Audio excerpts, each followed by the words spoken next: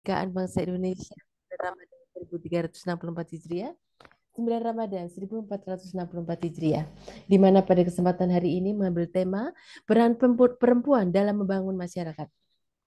Baik, sebelum nanti kita memulai, mari kita awali dengan membaca basmalah bersama-sama sehingga acara pada kesempatan hari ini diberikan kemudahan dan kelancaran. Bismillahirrahmanirrahim. Baik, untuk selanjutnya kami ingin mengucapkan terima kasih kepada yang terhormat, yaitu Profesor Dr. Martinta Magister Humaniora, Guru Besar Hukum Tata Negara Universitas Negeri Semarang. Terima kasih kepada Profesor Dr. Ali Umron Ma'ruf, Al-Ma'ruf Magister Humaniora, Guru Besar Humaniora Universitas Muhammadiyah Surakarta, Profesor Dr. Hajah Nurfina Aznam, SU Apoteker, Guru Besar Jurusan Pendidikan Kimia, Universitas Negeri Yogyakarta. Dan kami juga ingin mengucapkan terima kasih pada kesempatan hari ini. Acara akan dipandu oleh moderator Dr. Umi Faiza SAG MPD, dosen STPI Bina Insan Mulia, dan nanti juga akan dipandu oleh Insinyur Hidayat Trisutarjo MM, Majelis Lingkungan Hidup PP Muhammadiyah. Dan untuk pada kesempatan hari ini, tilawah yang nantinya akan dipimpin oleh Bapak Bambang Haryanto, Ustadz Bambang Haryanto, kepada beliau untuk bisa memulai dan nantinya akan membacakan surat Al-Syafat 1 sampai 20. Kami persilahkan.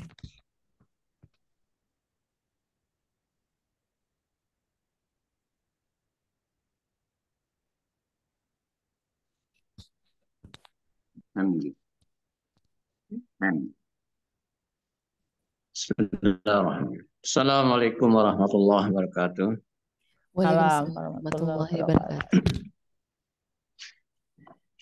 A'udzu billahi minasyaitonir rajim. Bismillahirrahmanirrahim. Wassaffatis saffa. Fazzajirati zajra. Fattaliyati dzikra. Inna ilahakum lawahid. Rabbus samawati wal ardi wa ma bainahuma wa rabbul masyariq. Inna zayyana sama'at dunya bizinatinil kawakib. Wahibtum min kulli syaitanin marid. La yasamma'una ilal mala'il a'la wa yukdafuna min kulli janib. Duhuran wa lahum adabu wasib. Illa man khatifal khadfata fa atba'ahu shihabun saqib. Wastaftihim ahum asaddu khalqan amman khalaqna. Inna khalaqnahum min tinin lazib. Bal ajibta wa yaskharun. Wa idza dzukkiru la yazkurun.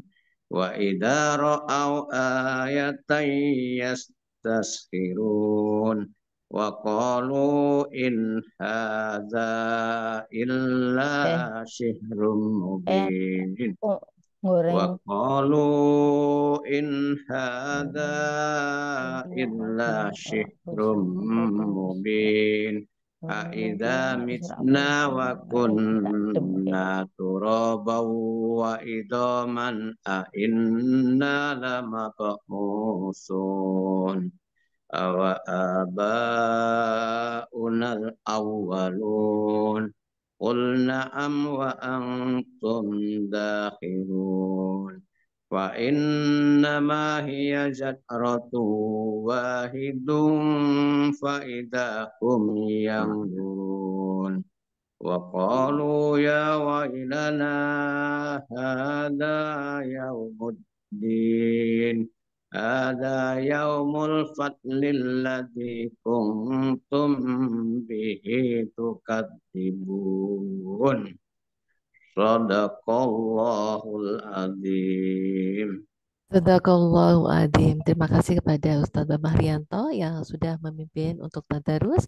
Berikutnya kami persilahkan kepada Kiai Haji Hamim untuk berkenan memimpin doa pada kesempatan hari ini. Kami persilahkan.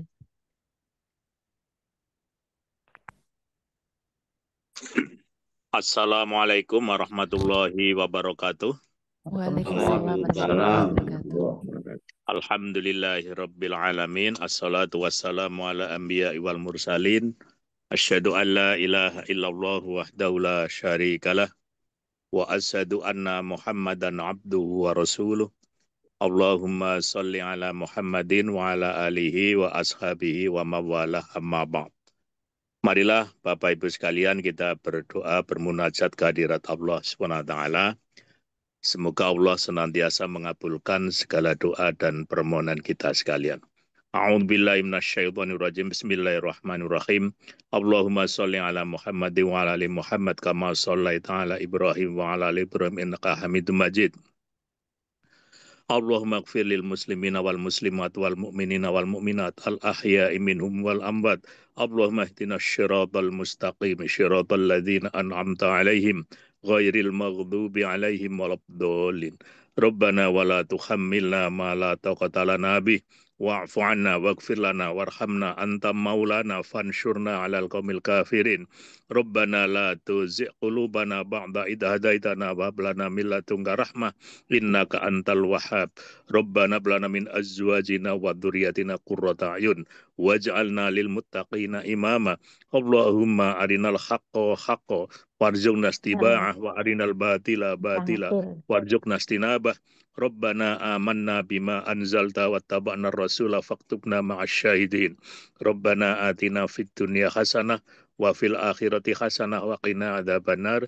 Subhana rabbika rabbil izzati amma yasifun. Wassalamun alal mursalin walhamdulillahi rabbil alamin. Assalamualaikum warahmatullahi wabarakatuh. Waalaikumsalam warahmatullahi wabarakatuh. Terima kasih Wabarakatuh. kepada Kiai Haji Hamim Serkasi Putro yang sudah memimpin doa dan terima kasih kepada Ustadz Bambang Rianto untuk tilawahnya. Berikutnya kami persilahkan kepada Profesor Muhammad Kirzin berkenan untuk menyampaikan prolog pada kesempatan hari ini. Kami persilahkan.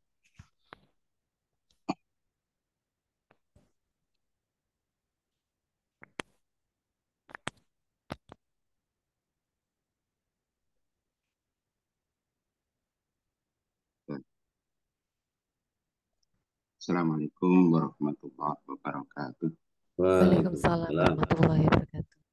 Alhamdulillahirabbil alamin. Assalatu wassalamu ala asyrafil mursalin wa ala alihi wa sahbihi ajma'in ma ba'du. Zumiat rahimakumullah. Topik atau tema kita pada pagi hari ini adalah peran perempuan. Saya formulasikan dalam kalimat peran perempuan dalam membangun peradaban, bahwa ya secara perennial bahwa Allah Subhanahu wa taala menciptakan perempuan sebagai pasangan laki-laki. Tanpa perempuan kita tidak ada. Jadi secara esensial itu kita letak sebegitu rupa bahwa tanpa perempuan kita tidak ada. Tapi juga kalau ada perempuan saja tapi tidak ada laki-laki, kita juga tidak ada. Jadi pesan pertamanya bahwa perempuan adalah pasangan laki-laki dan itu sunnatullah. Dan pasangan itu ya haruslah saling mengisi, saling bekerja sama, saling membantu. Kalau pasangan saya ingat narasi Mbah Hashim Muzadi tentang pasangan. Pasangan itu tentu ya, dalam hal laki-laki dan perempuan itu kan memang beda. Ya. dalam hal ini mohon maaf ya, pasangan laki-laki dan perempuan itu ya seperti sepasang sandal. Sepasang sandal itu ada yang kiri, ada yang kanan. Nah, kalau sepasang kok kanan semua, nah itu salah. Kalau pasangan kiri semua ya salah, dia nggak benar, ya. Maka sudah sunnatullah, ya sudah qadarullah, manusia itu diberi pasangan laki-laki berpasangan dengan perempuan. Itu mengisyaratkan bahwa masing-masing mempunyai peran perennial, ya, peran yang diamanatkan oleh Allah Subhanahu wa taala sejak dahulu kala. Ya, tentu diskusi kita akan menggali nilai-nilai peran perempuan selain yang sudah diaktualisasikan oleh tokoh-tokoh perempuan dan mungkin juga didorongkan oleh para laki-laki.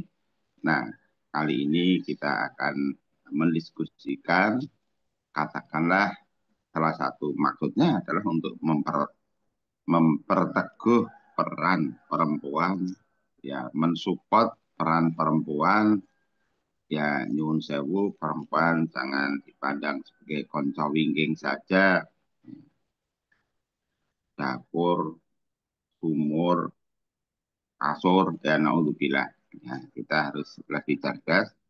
Oleh sebab itu, berbahagia sekali pagi hari ini kita akan menyimak pencerahan dari Profesor Ali Imron, Prof. Martita, Prof.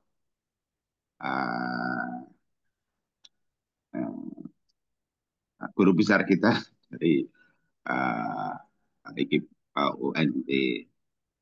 Oleh sebab itu, sebagai penutup kalimat pembuka ini, bahwa Allah Subhanahu wa taala dengan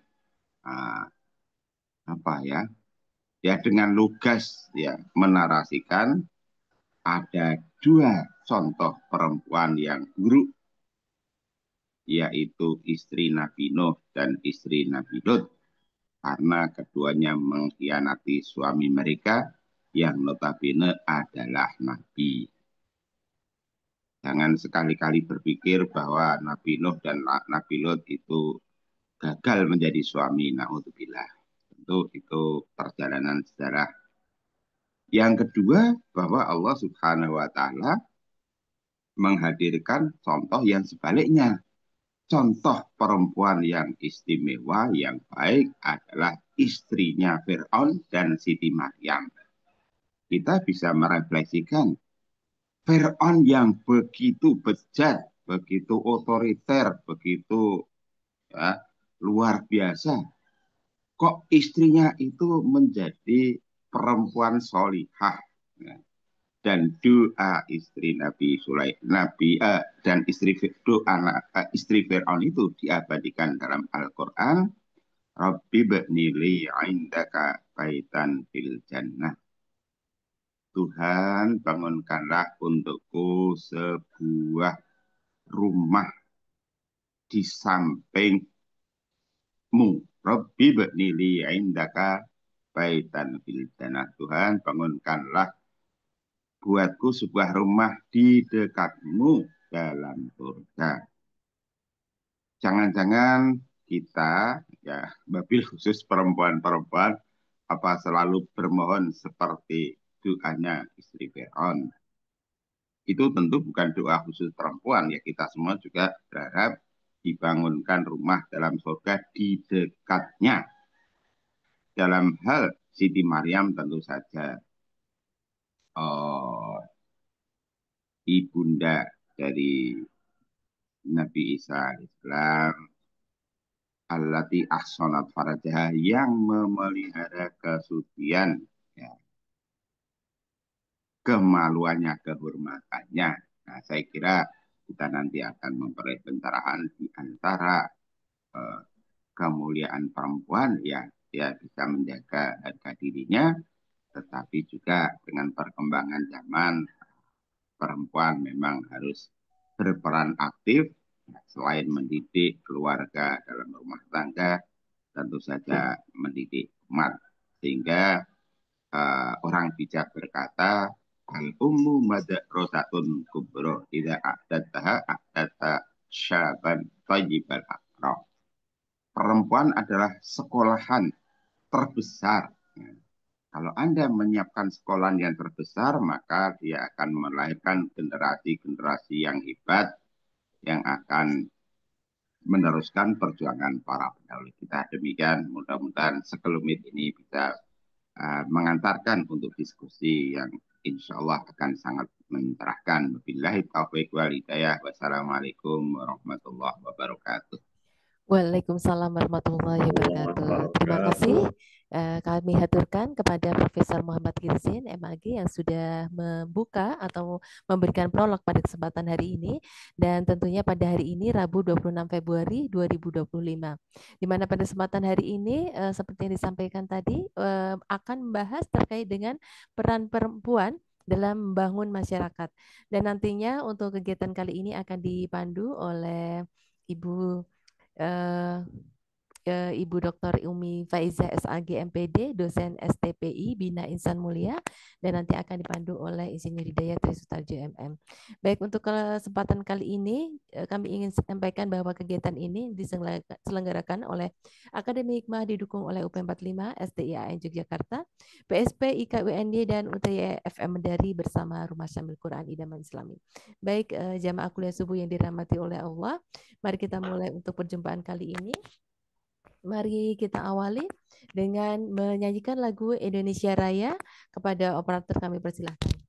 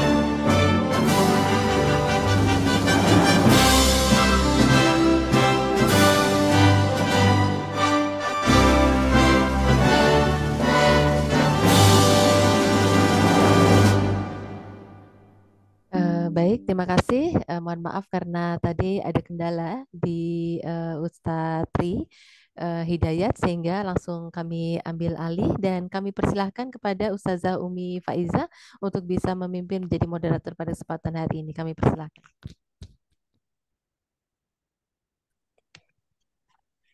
Baik, terima kasih kepada Ibu Putri. Bismillahirrahmanirrahim. Assalamualaikum warahmatullahi wabarakatuh. Assalamualaikum warahmatullahi wabarakatuh. Alhamdulillahirabbil alamin wassalatu wassalamu ala asrofil anbiya'i wal mursalin Sayyidina Muhammadin wa ala alihi wa ashabihi ajma'in. Amma ba'd. Yang terhormat kepada Bapak Ibu narasumber pada pagi hari ini, yang saya hormati para pengurus, para pengelola, para pembina Akademi Hikmah pada pagi hari ini, dan juga para jamaah Zoomiyah pada Akademi Hikmah menuju 1 abad kemerdekaan bangsa Indonesia, 9 Ramadan 1364 dan sampai 9 Ramadan 1464. Jadi menyongsong 1 abad kemerdekaan bangsa Indonesia. Hari ini kita akan membahas terkait dengan peran perempuan dalam membangun masyarakat. Apa kabar Bapak Ibu sekalian hari ini? Sehat semuanya? Semua, amin. Alhamdulillah. Sehat walafiat. Alhamdulillahirabbil alamin ini ya. Bapak Ibu sekalian, alhamdulillah kita diberi kesempatan pada pagi hari ini. Kesempatan yang tidak setiap orang bisa meraih kesempatan ini, dan kita semuanya hadir di sini untuk bisa mengaji bersama, mendengarkan bersama, dan berdiskusi bersama dengan tema hari ini, peran perempuan dalam membangun masyarakat. Tentu saja kita tidak bisa dipungkiri lagi ya, sudah jelas peran perempuan ini sangat penting dalam membangun peradaban, dan bagaimana sesungguhnya peran itu sendiri, kenapa masih terus dikaji, karena memang ini masih menjadi isu yang sangat menarik. Karena di satu sisi perempuan ini sudah memainkan perannya yang besar, akan tetapi di sisi yang lain juga masih banyak juga yang membatasi pada batasan-batasan yang semestinya tidak menjadi batasan yang ada dalam ajaran Islam terutama gitu ya. Jadi Islam memberikan peran yang sangat bagus untuk para perempuan, tapi juga dari sisi yang lain sesungguhnya membahas terkait peran ini juga memberikan pembelajaran bagi para perempuan itu sendiri agar bisa mengambil perannya dan memantaskan diri untuk dapat berperan dengan sebaik-baiknya. Peran atau role itu kan seringkali masih banyak disalah artikan ya. Kadang-kadang dianggap ya peran itu fungsi. Gitu. Tapi peran ini dalam kajian sosiologi itu banyak dipahami dan sering dipertukarkan makna fungsinya itu karena kita pahami, kita lihat peran yang didefinisikan sebagai harapan sebenarnya. Peran itu harapan-harapan yang diorganisasi terkait dengan konteks interaksi tertentu yang membentuk orientasi motivasional individu terhadap yang lain. Ada peran-peran yang sesungguhnya peran ini memang terkait dengan aspek di luaran dari diri individu itu sendiri. Kalau peran perempuan itu berarti juga terkait juga dengan lingkungan di mana para perempuan itu berperan. Jadi peran merupakan aspek yang dinamis. Peran berhubungan dengan status seseorang pada kelompok tertentu atau situasi sosial tertentu yang dipengaruhi oleh seperangkat harapan orang terhadap perilaku yang seharusnya ditampilkan oleh seorang individu yang bersangkutan. Pelaksanaan suatu peran juga dipengaruhi oleh citra atau image yang dikembangkan oleh seseorang. Bapak Ibu yang dirahmati Allah, alhamdulillah telah hadir hari ini bersama kita semuanya yang akan membahas lebih lanjut, lebih detail bagaimana peran perempuan dalam membangun masyarakat. Hadir di hadapan kita, di tengah-tengah kita, yang pertama Profesor Dr. Ali Imron Al-Ma'ruf, M.Hum. Beliau adalah Guru Besar Humaniora Universitas Muhammadiyah Surakarta. Assalamualaikum, Prof. Ali. Waalaikumsalam warahmatullahi wabarakatuh. Alhamdulillah sehat ya, Prof. Alhamdulillah sehat, Alhamdulillah. bisa hadir di sini. Nggih. Nggih, baik. Terima kasih. Nanti Prof akan menyampaikan untuk yang pertama, nggih, Prof. Insya Dr. Allah. Ali Imron Al-Ma'ruf. Kemudian yang hadir di tengah-tengah kita juga, beliau adalah Profesor Dr. Martitah M. Hum. Beliau adalah Guru Besar Hukum Tata Negara Universitas Negeri Semarang. Assalamualaikum, Sugeng Enjang Waalaikumsalam Ibu. warahmatullahi wabarakatuh. Selamat pagi, Ustadz Tumi Faiza. Alhamdulillah, sehat walafiat nggih, Ibu. Amin, amin, alhamdulillah. Alhamdulillahirabbil alamin. Baik, nanti Prof Martita menyampaikan sesudah Prof Ali nggih. Nggih, siap. Kemudian yang ketiga Profesor Dr. Nurvina Azam, SU Apoteker. Beliau adalah guru besar jurusan Pendidikan Kimia Universitas Negeri Yogyakarta.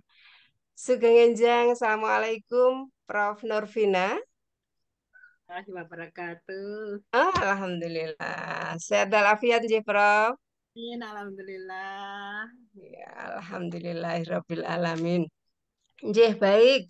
Bapak Ibu sekalian, nampaknya tidak perlu berlama-lama.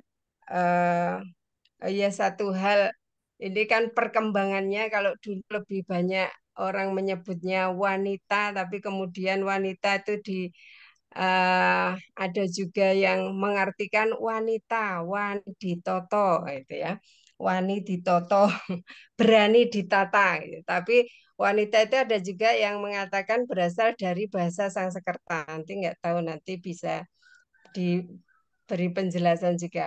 Wan itu artinya nafsu atau objek seks gitu. Sehingga wanita sekarang memang nggak suka, lebih memilih dengan perempuan sebutannya. Begitu juga menteri saja kan dulu menteri peranan wanita, kalau sekarang kan menteri pemberdayaan perempuan, karena memang secara makna artinya itu kemudian dimaknai sedikit berbeda gitu. Berbeda, bukan sedikit ya, berbeda.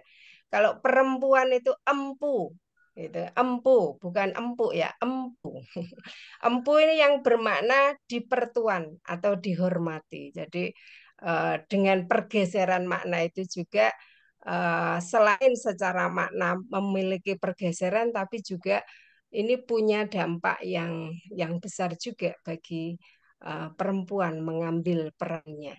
Baik, tanpa berpanjang lebar untuk kesempatan yang pertama kami mohonkan pada Profesor Dr. Ali Imron Al-Ma'ruf, M.Hum, untuk memberikan pemantik dalam diskusi kita hari ini, memberikan ulasan tentang peran perempuan dalam membangun masyarakat. Monggo dari perspektif yang Bapak sajikan, yang Prof sajikan, nanti kurang lebihnya waktunya 15-20 menit. Monggo dipersilahkan. Baik, terima kasih Bu Ustazah yang saya hormati. Assalamualaikum warahmatullahi wabarakatuh. Waalaikumsalam warahmatullahi wabarakatuh. Innal hamdalillah wa syukurillah wa la hawla wa la quwata illa billah. Asyhadu an la ilaha illallah wahdahu la syarikalah wa asyhadu anna Muhammadan abduhu wa rasuluh la nabiyya ba'dah. Allahumma sholli wa sallim ala Muhammad wa ala alihi wa sahbihi ajma'in. Amma ba'd. Yang saya hormati para pengurus atau yang penyelenggara akademik hikmah dan Bapak Ibu narasumber, ada Prof. Martita, ada Bu Nurlina dan sebagainya, kawan-kawan, juga Ibu moderator yang saya hormati, Ibu Pak Izzah, tak terkecuali teman saya, sahabat saya Pak Hamim, yang Prof. sudah memimpin doa, lama nggak bertemu langsung ini Pak Hamim. Saya C. menunggu kabarnya kapan dikukuhkan di UIN gitu kok yang belum D, sampai. D, Prof. D. Semoga segera dikukuhkan. Baik, makasih. Amin, Langsung aja amin. karena waktu yang sempit. Eh, Pertama tentu kita bersyukur kepada Allah. Pagi ini kita diberikan kesempatan dan juga nikmat yang tiada terkira sehat walafiat. Langsung saja izinkan saya untuk share makalah dulu. Iya, monggo, Prof. Sudah bisa terlihat Bapak Ibu? Sampun, sudah, Oke, Prof. oke. Baik, saya beri judul tulisan saya atau materi saya adalah peran strategis perempuan dalam pembangunan bangsa. Sedikit tadi menyambung yang disampaikan oleh moderator Bu Umi Faizah tentang perempuan ya. Betul Bu, bahwa saya kebetulan kan berkecimpung dalam dunia humaniora, khususnya bidang bahasa dan sastra. Itu selalu saya tekankan bahwa jangan pernah lagi pakai istilah wanita, karena itu sudah mengalami yang namanya peyoratif. Jadi mengalami penurunan arti dalam bahasa itu. Jadi dulu memang kita pakai wanita, itu yang dianggap bagus. Ternyata dikaji kurang bagus ya, wanita itu selain tadi dengan bumi mengandung sekedar peran menjadi sekedar menjadi objek ya, terutama objek seksual juga eh, juga wanita itu sekedar wani ditoto. Kalau kejar wani ditoto itu berarti kan pasif ditoto. Kenapa nggak menoto? Kenapa tidak noto gitu kan? Mestinya juga menata. Maka kemudian menjadi perempuan dari para empu. Ada juga yang mengatakan para puan. Puan artinya seperti tuan, tapi putri gitu. Jadi inilah kenapa kemudian muncul. Maka saya beri juga tadi sesuai dengan topik yang disampaikan, saya alhamdulillah sudah memakai istilah perempuan, maka sudah cocok dengan apa yang semestinya. Baik, Ibu sekalian, langsung aja sebelum saya masuk ke apa sebetulnya bagaimana peran strategis perempuan di dalam pembangunan masyarakat. Di sini saya berikan peran strategis perempuan dalam pembangunan bangsa supaya lebih luas begitu. Ya, seperti juga ada nation character building. Nah, ini saya berikan juga bangsa, bukan sekedar masyarakat. Nah, sebagai pengantar yang saya sampaikan bahwa kalau kita kaji sejarah Islam atau tarikh Islam dan juga sejarah perkembangan manusia, ternyata di sana tercatat perempuan itu memiliki peran luar biasa ya, sangat strategis dalam pembangunan bangsa dan yang tidak bisa diabaikan. Kalau tadi sudah disinggung oleh Prof. Hizin, bagaimana dulu ada orang-orang seperti Istri Fir'aun ya, kemudian juga Siti Maryam dan sebagainya, saya kira juga banyak, masih banyak lagi contoh. Atau sebaliknya yang sangat juga justru menggerogoti ya, suami ya, kalau tadi itu yang bagus, baiknya banyak juga yang kurang bagus gitu kan.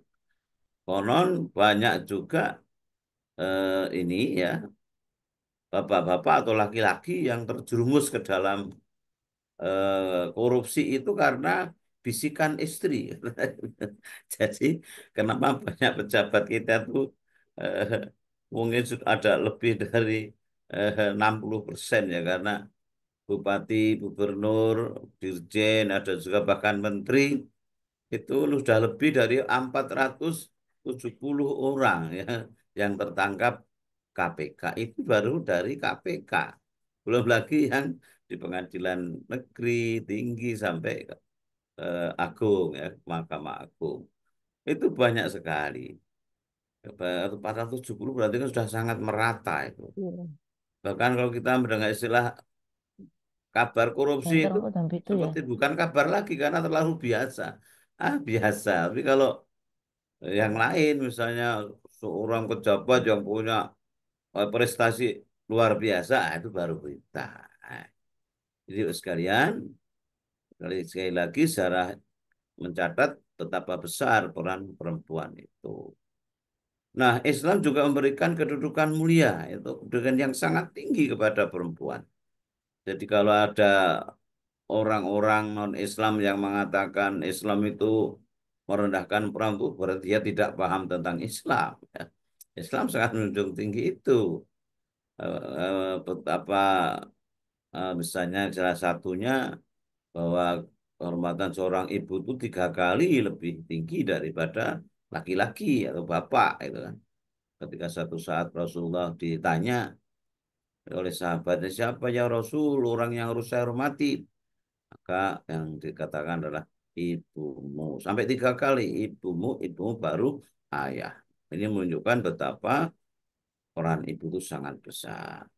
Karena itu ke perempuan tentu wajib kita hormati, baik dia sebagai istri, lebih-lebih sebagai ibu kita. Ini yang harus kita pahami. Nah, Islam menegaskan bahwa perempuan memiliki kontribusi yang sama dengan lelaki dalam membangun masyarakat yang kuat dan beradab. Yang mana tadi sudah disinggung oleh Prof. Izin. Jadi misalnya dalam hal ini kita melihat dalam Al-Quran ada istilah kunna libasul lakum wa antum libasul lahun.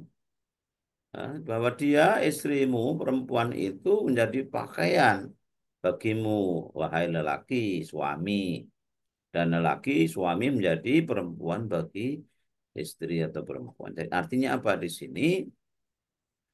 Dalam sebuah keluarga suami istri itu lelaki perempuan itu saling menghormati, saling melengkapi, saling menghargai, tidak ada yang menjadi objek, tidak ada yang subjek saja gitu. Semuanya harus menjadi subjek artinya. Ya, jadi semuanya menjadi subjek, tidak hubungannya bukan subjek dengan objek. Kalau dalam kalimat tuh objek itu kan berarti kan pihak yang sekedar pelengkap penderita gitu kira-kira begitu ya. Jadi kalau dalam kalimat itu kalau objek berarti pelengkap penderita, bukan tidak punya peran yang penting sekali. Gitu. Nah, lalu bagaimana sebenarnya peran-peran itu? Nah, mari kita juga akan lihat. Namun sebenarnya susah saya lagi bahwa peran perempuan dan laki-laki itu begitu sejajar, bisa juga dilihat dalam Quran An-Nisa ayat 32. Jadi lirijali nasibum mimma tasabu walinisa'i nasibum mimma tasabu. Bagi laki-laki ada sebagian dari apa yang mereka usahakan dan bagi perempuan juga ada bagian dari apa yang mereka usahakan. Artinya apa? Di sini jelas laki-laki perempuan itu setara. Saya tidak mengatakan sama Bapak Ibu ya. Nah, kalau sama nggak betul itu seperti kan Prof. Izin tadi. Nanti kalau kanan semua pasang sepatu kanan semua, nggak bisa itu dipakai juga sakit itu kan. Maka yang tepat tuh setara. Nah, jadi setara tidak sama dengan sama. Nah, dalam sholat pun seperti kita tahu bahwa kalau sholat dikatakan sebagai tiang agama maka perempuan adalah tiang negara. Nah, An-nisa'u ibadul bilad kata Rasul ya. Perempuan itu tiang negara. Kalau sholat itu kan as-sholatu imaduddin. Sholat itu tiang agama. Tapi kalau perempuan bisa ibadul bilad ya. Jadi uh, penting sekali di sini artinya. Nah, lalu bagaimana secara rinci mari kita lihat peran strategi perempuan itu di dalam pembangunan bangsa atau syariat Islam. eh, Kita lihat dari kacamata Islam. Dan ini Islam itu agama yang universal sepanjang masa dan cocok juga dengan tentu kehidupan masyarakat pada umumnya. Karena ini Islam itu menjadi agama yang di dalamnya kita punya Al-Quran sebagai pedoman utama kita, kemudian ada sunnah atau hadis yang menjadi pedoman kita yang kedua. Nah, pertama perempuan sebagai pendidik generasi bangsa. Jadi umum madrasah gitu ya. Jadi madrasah luar biasa itu justru di rumah tangga itu. Dan itu yang utama perempuan. Ya, perempuan khususnya ibu adalah madrasah pertama bagi anak-anak. pendidikan yang diberikan ibu akan sangat-sangat berpengaruh terhadap perkembangan karakter dan juga akhlak anak-anak, termasuk semangat dalam belajar. Itu kaum ibu ya, yang kelak akan menjadi penerus bangsa. Dalam hal ini peran ibu dalam keluarga guna melahirkan generasi Qurani yang bukan hanya cerdas dalam hal rasio logika, yakni keilmuan misalnya, tapi juga cerdas dalam emosional dan cerdas secara spiritual. Emosional itu adalah kemampuan bagaimana mengendalikan diri, mengendalikan emosi, kemampuan untuk bekerja sama, ya, berkolaborasi dengan orang lain, menghargai orang lain. Sedangkan spiritual berkaitan dengan bagaimana dia senantiasa dalam hidup ini menyandarkan kepada Sang Pencipta Allah Subhanahu wa taala, sehingga apapun yang dialami, baik itu kebahagiaan atau kesedihan, selalu disandarkan pada Allah, diyakini itu adalah semuanya kehendak Allah atas izin Allah, dan itulah yang terbaik bagi kita. Karena Allah tentu punya skenario tersendiri yang mungkin kita tidak tahu. Nah, inilah spiritual. Maka sangat tepat kiranya kalau kita senantiasa mengacu bahwa begitu pentingnya perempuan itu di dalam pendidikan. Saya juga punya pengalaman empirik ini, ibu-ibu terutama bapak-bapak. Saya terus terang kalau ditanya teman-teman, gimana toh Prof? Itu putranya kok bisa begini, bisa begitu, semuanya sudah mandiri semua. Ah, saya katakan, wah itu yang paling tahu pendidikan itu ibunya. Saya bilang, itu memang betul itu ya. Di samping secara ilmiah sudah ditemukan dalam penelitian cukup lama bahwa anak itu menjadi pintar atau tidak cerdas atau bagaimana itu adalah karena darah atau gen dari ibunya. Jadi kalau dulu, zaman dulu waktu saya kecil itu kan di iklan televisi itu ada, kalau adanya pintar, cerdas, ganteng gitu, maka ada itu iklan teh dulu kalau nggak salah itu, maka si bapak mengatakan, ya siapa dulu dong bapaknya, begitu dulu ya. Nah sekarang nggak bisa lagi, karena temuan terakhir mengatakan anak itu jadi pintar, cerdas, dan itu karena gen di ibunya. Maka saya sering memotivasi mahasiswa saya itu, ayo kalau cari SD bukan sekedar yang cantik, yang ngoblong-ngoblong, atau yang sekedar bodinya aduhai kayak kita Spanyol. Nah, yang penting lagi itu yang cerdas, saya katakan begitu. Itu yang utama Bapak Ibu ya. Lalu yang kedua kita lihat bahwa apa namanya peran perempuan dalam hal apa namanya yang kedua perempuan sebagai pilar kesejahteraan sosial. Jadi Islam mengajarkan bahwa perempuan itu berperan dalam membangun masyarakat yang harmonis. Mereka bisa berkontribusi dalam kegiatan sosial, menolong sesama, dan mendukung kesejahteraan bersama. Kita tentu ingat bagaimana kegiatan di masyarakat kita, lingkungan kita.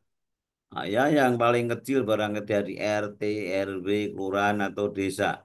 Kalau ada kegiatan masyarakat itu, wah saya nggak bisa membayangkan ya. Kalau nggak ada ibu-ibu tuh, lalu bagaimana siapa yang akan menyiapkan segala sesuatunya itu yang berkaitan dengan ya konsumsi, ya, berkaitan dengan hal yang berkaitan dengan kesiapan-kesiapan seperti itu ya. Kalau bapak-bapak lebih fokus biasanya pada kegiatannya. Nah, ibu ini jangan terampil terengginas satset tahu-tahu sudah tersedia, padahal kita nggak membayangkan ini duit dari mana, tahu-tahu sudah ada. Demikian pula kalau saya melihat di berbagai acara itu begitu sigapnya ibu-ibu itu dalam menyiapkan segala sesuatu yang tidak terpikirkan oleh bapak-bapak. Karena itu eh, kita merenungkan betapa Islam itu hebat ya, menghargai perempuan.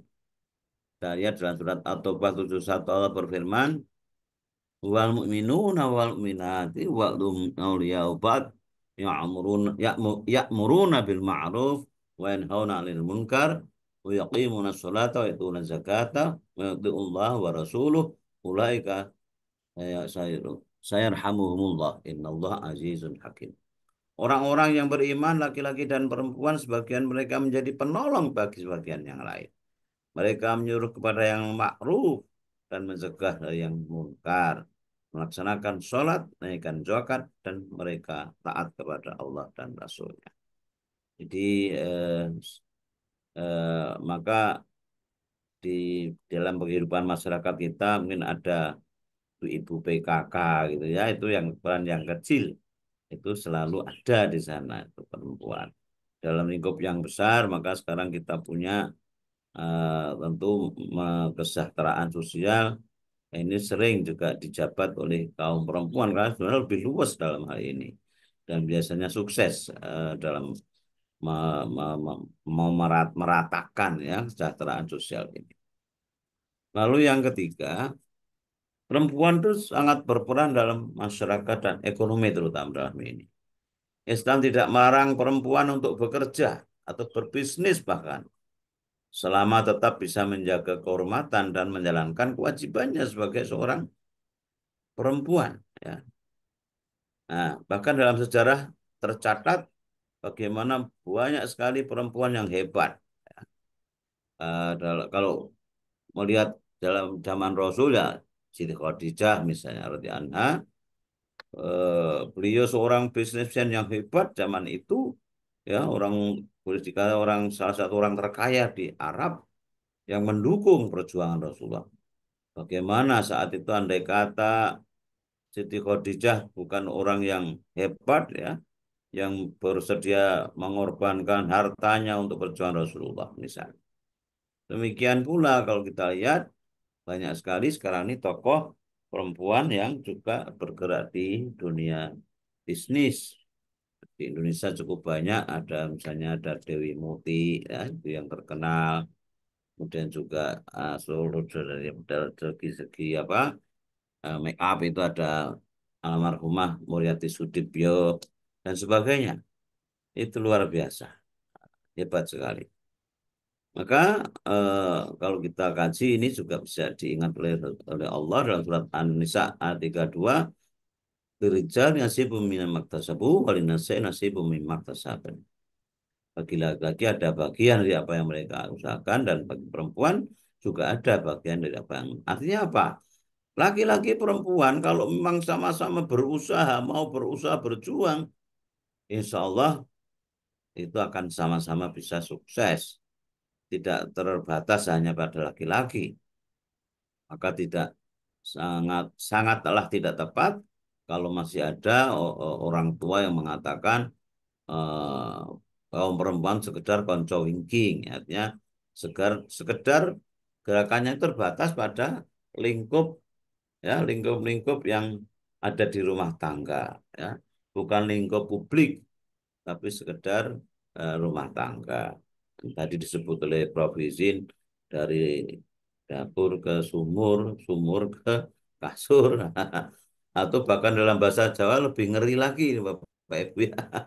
Jadi kerjanya itu sedang olah-olah, isah-isah dan melumah. Waduh, itu kan sebuah sebuah satu gambaran yang sangat-sangat merendahkan perempuan. Tidak boleh lagi. Nah, sekali lagi, perempuan laki-laki punya kesempatan yang sama untuk bisa sukses dalam bidang ekonomi. Yang keempat adalah perempuan juga bisa berperan dalam organisasi, menjadi pemimpin, ya, pengambil keputusan sebagai policy maker. Islam tidak melarang perempuan untuk menjadi pemimpin, ya, berperan dalam organisasi masyarakat, terutama dalam bidang-bidang yang membutuhkan kecerdasan, kebijaksanaan, dan kasih sayang. Bahkan saya kira sudah jelas kalau kita lihat misalnya Muhammadiyah punya Ibu Walidah Ahmad Dahlan yang tidak kalah perjuangannya dalam mencerdaskan kaum perempuan saat itu. Demikian pula kita kalau ditarik ke belakang lagi ada apa namanya orang-orang yang hebat di situ, bahkan Ibu Kartini juga ya itu ternyata kan beliau itu dulu sudah suka ngaji di Kiai Soleh Darat saat itu ya. dia menjadi murid Kiai Saleh Darat. Nah, penghayatan agama itulah menyadarkan beliau untuk mencerahkan kaum perempuan, ya. Saat itu yang dianggap masih sangat-sangat langka perempuan itu untuk sekolah dan seterusnya. Nah, karena itu Bapak sekalian yang saya hormati, eh, kalau kita melihat sejarah juga dulu ada Ratu Bilqis misalnya, ya. Ada Ratu Bilqis atau orang menyebut juga dengan Balqis. Dalam surat An-Naml ayat 23 sampai 44 itu cerita tentang bagaimana Ratu Bilqis ketika dia masih kafir, kemudian didakwahi oleh Nabi Sulaiman hingga menjadi orang yang beriman. Itu tertera pada An-Naml 23 sampai 44. Ini sambil yang ayat terakhir saja. Di sini artinya dikatakan kepadanya, masuklah ke dalam istana, wahai Ratu Bilqis. Maka tatkala dia melihat lantai istana itu, dikiranya kolam air yang besar dan disingkapkannya kedua betisnya. Berkatilah Balqis, ya Tuhanku, sungguhnya aku telah berbuat dolim terhadap diriku sendiri dan aku berserah bersama-sama kepada Allah Tuhan semesta alam. Kemudian dikatakan selanjutnya di ayat itu bahwa sebetulnya itu bukan lantai, bukan bukan air, ya, melainkan itu lantai yang memang sangat-sangat licin dan sangat berkilau sehingga seolah-olah seperti air. Ini kisah tentang ratu, ya, perempuan. Demikian pula dalam sejarah kita melihat tadi saya katakan Siti Khadijah, ada Aisyah yang merupakan salah satu waktu itu sebagai orang yang cerdas, ya, yang banyak berpengaruh dalam memberikan fatwa atau nasihat pada para sahabat Rasul. Selanjutnya perempuan sebagai penggerak moral dan akhlak.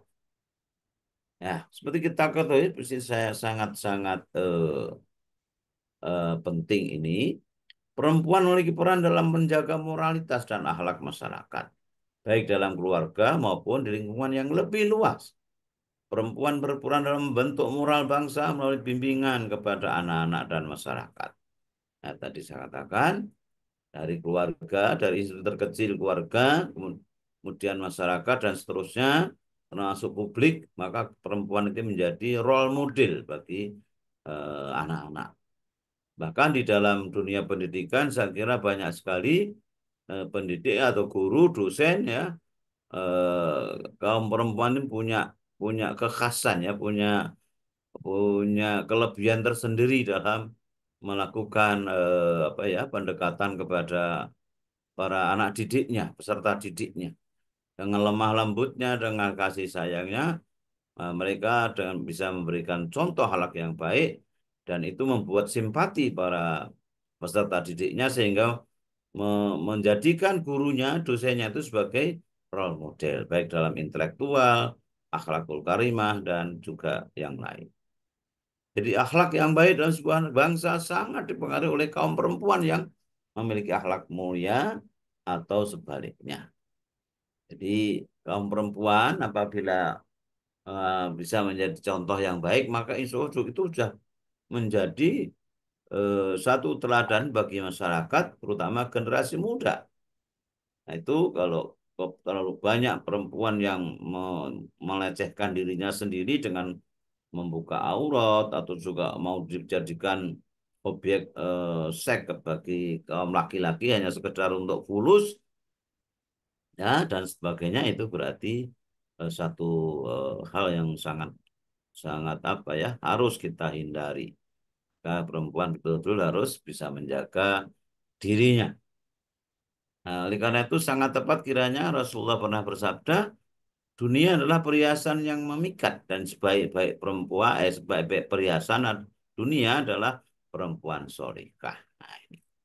Ya, perempuan solihah itu menjadi satu contoh, ya, tidak harus dengan banyak bicara, tapi kalau dengan perilakunya, dengan tawaduknya, dengan lemah lembutnya, dengan kasih sayangnya, itu akan sangat-sangat menjadi penting dalam menjadikan role model bagi para anak didiknya, termasuk kalau di rumah, ya, bagi putra-putrinya.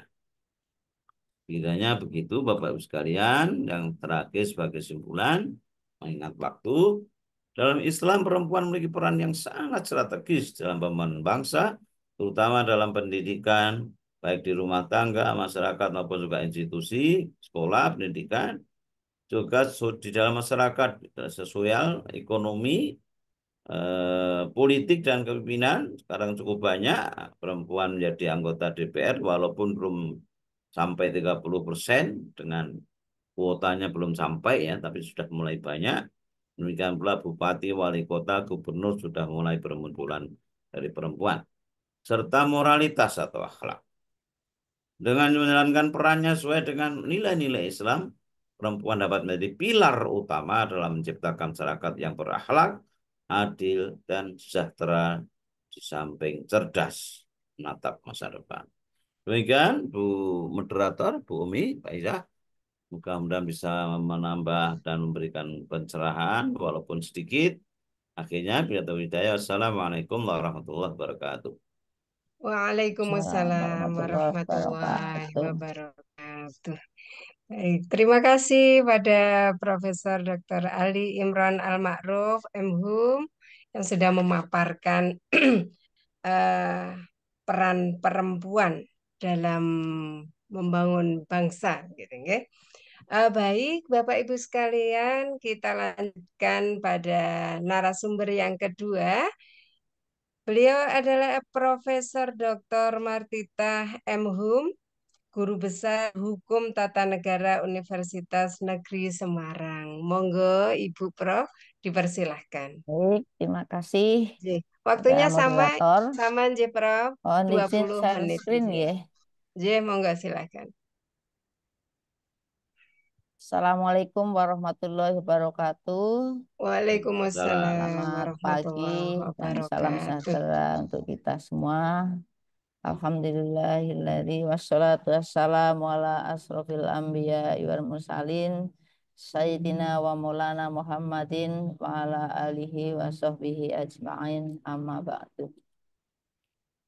Sudah bisa dilihat nggih? Sudah Prof. Ya. Yang saya hormati pengelola Akademik Hikmah Kuliah Subuh, yaitu Bapak Dr. Hamim Syarif Putro dan juga timnya, ada Prof. Irjin ya.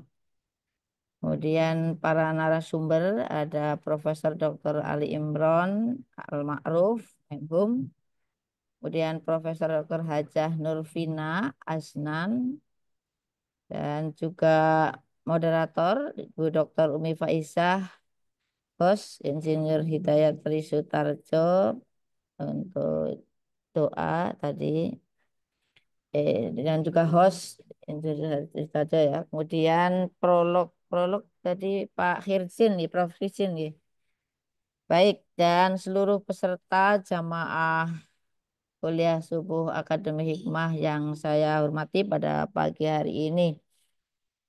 Ah, saya sedikit nanti nambahi saja yang tadi sudah dibahas oleh pembicara terdahulu, baik Pak Firsin dan juga eh, Prof. Ali Imron. Nanti masih dibahas lagi oleh Profesor Dr. Hajah Nurvina. Baik, eh, peran perempuan di dalam pembangunan masyarakat itu pada prinsipnya kalau bicara perempuan itu tidak sedikit kajian yang menyebutkan bahwa perempuan dan anak ini tergolong kelompok yang rentan. Artinya kadang-kadang banyak mengalami berbagai macam masalah seperti kekerasan begitu ya, kemudian konflik, kemudian kemiskinan, penderitaan kadang-kadang begitu. Dan ini tidak hanya terjadi Indonesia, tetapi juga di negara-negara tetangga yang ada di dunia ini.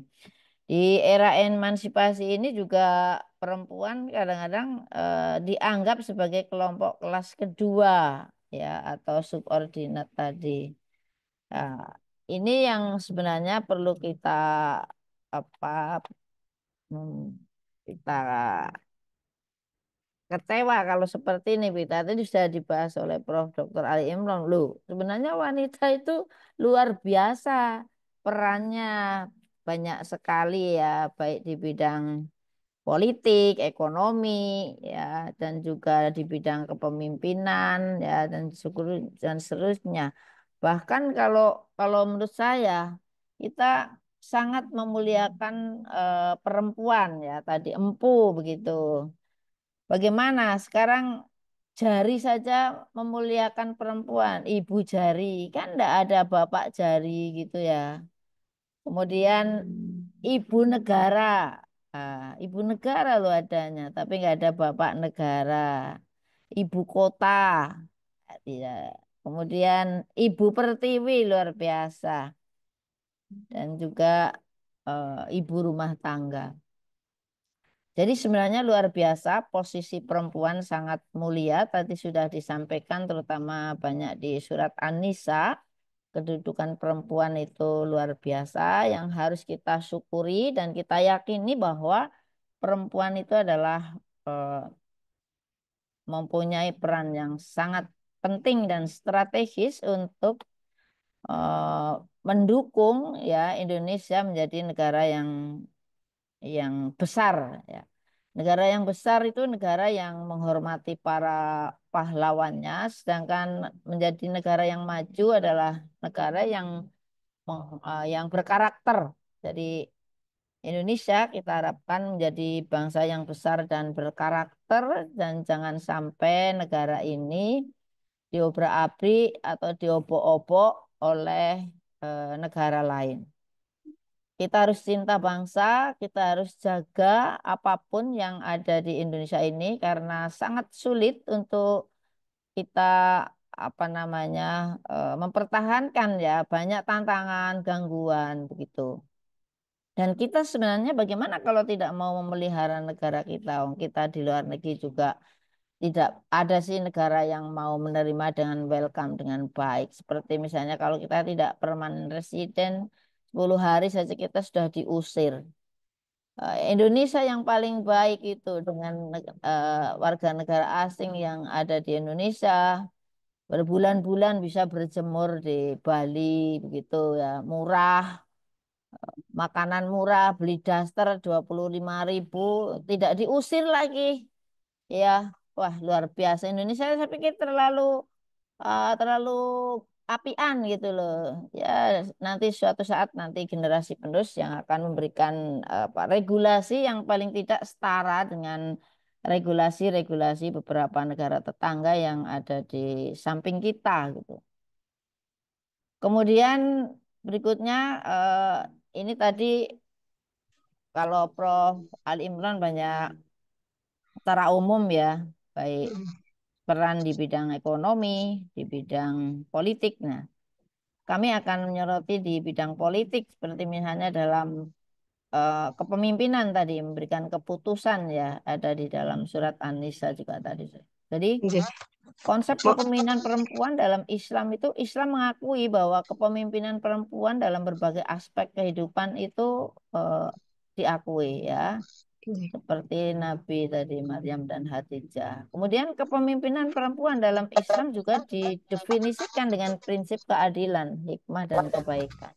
Nggih. Adil, bijaksana, begitu ya. Ini perempuan. Lalu perempuan dalam kepemimpinan juga dapat dilakukan di berbagai bidang seperti sosial, ekonomi, dan juga pendidikan. Jadi suatu hal yang sekarang sudah hal yang sudah biasa bahwa perempuan adalah setara dengan laki-laki.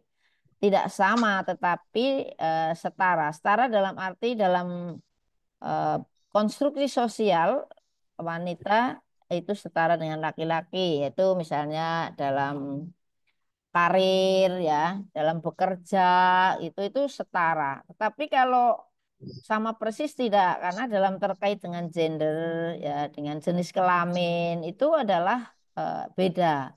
Yang namanya melahirkan itu harus wanita, bukan laki-laki. Begitu.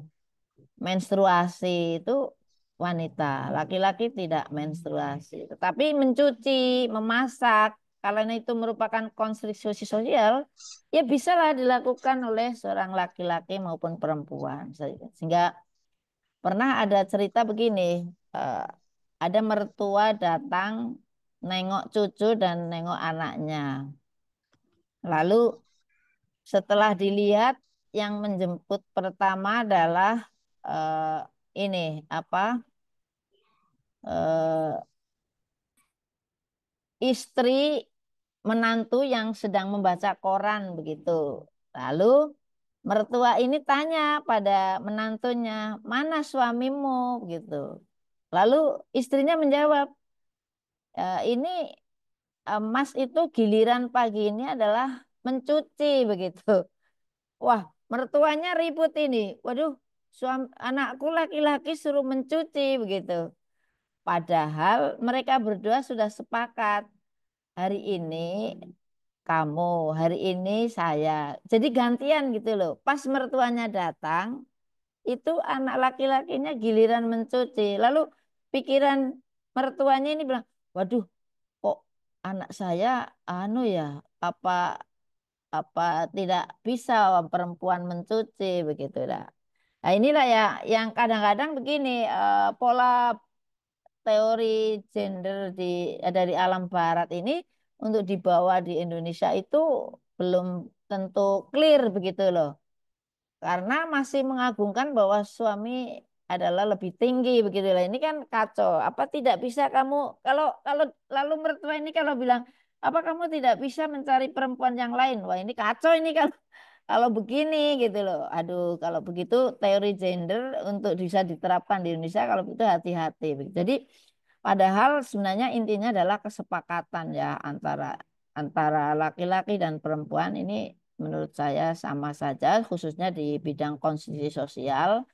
Siapapun yang bisa melakukan ya dilakukan gitu. Jadi tidak ambil pusing lah, baik perempuan maupun laki-laki sama-sama bisa memasak ya, bisa mencuci begitu. Baik, nanti mudah-mudahan kita bisa paham semuanya. Yang penting ya samalah, kita tidak tidak membeda-bedakan perempuan maupun laki-laki, khususnya di konstruksi sosial. Kalau di gender kelamin ya itu sudah takdir Tuhan Allah Subhanahu wa taala yang memang harus kita ikuti ya sebagaimana kodrat wanita dan Mohon juga maaf, Prof. Untuk slide-nya bisa di slideshow kan? oh ya. Nggih. Kemudian tantangan di era digital ya di dalam komunikasi online perempuan itu eh, ada komunikasi online ini misalnya Zoom ini tuh memberikan kesempatan bagi perempuan untuk berbagi pengetahuan dan pengalaman. Jadi dengan online ini luar biasa para perempuan itu bisa eh, me- mencari pengetahuan dan pengalaman. Kemudian perempuan juga dapat mengakses informasi dan sumber daya yang sebelumnya tidak tersedia seperti pendidikan dan pelatihan dengan Zoom, dengan digital itu perempuan-perempuan ini akan bisa berkolaborasi dalam rangka meningkatkan pengetahuannya di berbagai bidang ya. Kemudian perspektif Al-Quran tentang kontribusi eh, tentang loh ini eh, tentang kontribusi perempuan ya. Al-Quran mendorong perempuan untuk berpartisipasi aktif di dalam masyarakat melalui berbagai peran. Dan juga perempuan mempunyai hak dan tanggung jawab yang sama dengan laki-laki dalam membangun masyarakat yang adil dan sejahtera. Lalu Al-Quran juga mencontohkan peran perempuan seperti Khadijah yang mendampingi Nabi Muhammad SAW dalam berdakwah luar biasa. Sehingga sebenarnya perempuan sangat mendukung ya, sangat dibutuhkan dan sangat bermanfaat untuk kemajuan bangsa dan negara kita. Kemudian bagaimana strategi pemberdayaan perempuan ya melalui digital ini? Nah, Strategi pemberdayaan perempuan ini bisa menciptakan platform digital yang mendukung perempuan untuk berjejaring ya, berbagi pengalaman dan mendorong akses perempuan kepada pendidikan dan pelatihan online yang relevan untuk meningkatkan pengetahuan. Kemudian memberikan kesempatan perempuan untuk mengakses ya pendanaan dan juga modal melalui platform online. Kemudian kisah-kisah sukses, kisah-kisah sukses perempuan Muslim dalam ruang digital ini ada beberapa contoh, misalnya di Indonesia banyak perempuan Muslim yang sukses membangun bisnis dan juga komunitas online seperti misalnya desainer hijab, kemudian entrepreneurship. Saya pikir banyak sekali perempuan-perempuan yang memang punya keahlian ya. Kemudian mereka juga menginspirasi perempuan lain untuk memanfaatkan platform digital sebagai alat untuk mencapai tujuan pribadi yang profesional. Lalu kisah berikutnya juga mereka menjadi bukti bahwa perempuan Muslim dapat berkontribusi ya dalam pembangunan masyarakat baik di segala bidang ya, ekonomi, politik ya, dan hukum gitu. Kemudian eh, bagaimana etika dan batasan perempuan dalam berkomunikasi secara online harus seperti apa? Karena kan harus ada di batasnya ya. Yang pertama adalah memperhatikan batasan berpakaian dan perilaku untuk menjaga kesopanan, kerendahan hati. Jadi wanita ini memang harus menjaga auratnya yang sopan ya. Eh, Ya, paling tidak seperti gambar ini contohnya, cantik dan sopan, perilaku yang baik, apalagi luar biasa. Kemudian yang kedua, menghindari penyebaran informasi yang tidak benar. Jadi harus menjaga kerahasiaan suami maupun keluarga. Jadi seorang istri harus menjaga harta suami, kebaikan keluarga, jangan sampai istri menjelek-jelekan suami dan juga keluarganya. Begitu juga suami sama, saya pikir seperti itu. Kemudian yang ketiga adalah memperhatikan etika dalam berkomunikasi, jangan lawan bicara seperti menggunakan bahasa yang harus menggunakan bahasa yang sopan dan santun. Apalagi pesan-pesan perempuan, ibu terutama terhadap anak itu sangat tembus ya. Artinya kata-kata ibu nanti akan terrealisir biasanya dengan baik karena ibu adalah yang melahirkan anak. Sehingga kalau biasanya kalau mau mendaftarkan pegawai tes ujian kelulusan ini harus minta doa restu yang pertama kepada ibu, yang kedua kepada bapak supaya ridho Allah akan eh, turun untuk meridhoinya begitu. Kadang-kadang anak tidak begitu pinter tapi bejo karena ridho Allah dan karena doa orang tua itu sangat sangat penting. Sehingga sampai-sampai orang tua kadang-kadang prihatin berpuasa ketika anaknya mau ujian, ketika mau daftar pegawai itu karena eh, ibu itu sangat restu ibu itu akan tembus kepada ridho Allah luar biasa. Kemudian pentingnya jaringan dan kolaborasi digital ini eh, kita membangun jaringan dengan perempuan lain melalui platform online untuk saling mendukung dan berkolaborasi ini juga sangat penting. Jadi digital sekarang ini luar biasa, kita sudah tidak terhalang oleh apapun ya. Memanfaatkan digital untuk membangun komunitas dan gerakan positif yang bermanfaat ya, saling berbagi pengetahuan dan pengalaman untuk meningkatkan potensi kreativitas dan pengetahuan para perempuan. Jika perempuan sudah tidak pusing meskipun di rumah dengan digital, oke begitu. Bapak bekerja, meskipun suami istri tidak bekerja, tetap bisa meningkatkan pengetahuan dan pengalamannya untuk mendidik putra-putranya yang terbaik. Kemudian tantangan psikologis dan sosial dalam ruang digital ini bisa berupa harus ada cyberbullying kadang-kadang, kemudian privasi, kemudian mental health Jadi perempuan perlu dibekali pengetahuan dan strategi untuk menghadapi tantangan psikologi, sosial, dan digital, ya. Karena kalau tidak dibekali ini nanti bisa berbahaya. Lalu kesimpulan yang bisa simpulkan pada pagi hari ini adalah yang pertama bahwa pengembangan skill program pelatihan online yang difokuskan pada pengembangan terutama kewirausahaan bagi perempuan sangat penting ya karena eh, entrepreneurship ini sebagai bahan untuk bisa ditularkan kepada putra-putranya yang terbaik. Kemudian akses, yaitu perempuan harus meningkatkan akses ya terhadap teknologi kan digital karena zaman sekarang itu kalau tidak tahu digital nih kacau ya, tidak bisa mengikuti perkembangan yang sekarang ini terjadi. Sehingga apalagi putra-putra kita itu sudah pinter sekali, TK saja sudah eranya main game dan sebagainya. Dia lebih canggih daripada orang tuanya. Tetapi hati-hati harus dibatasi dan dialihkan yang lain. Misalnya ada olahraga, ada misalnya dibawa rekreasi oleh orang tuanya supaya tidak game terus. Karena saya sendiri sudah anaknya sudah besar-besar melihat cucu saya game, saya pusing. Terus saya pernah tanya sama dokter, dok, kalau cucu saya itu game terus, bagaimana ya caranya gitu. Iya, saya juga pusing, cucu saya juga begitu.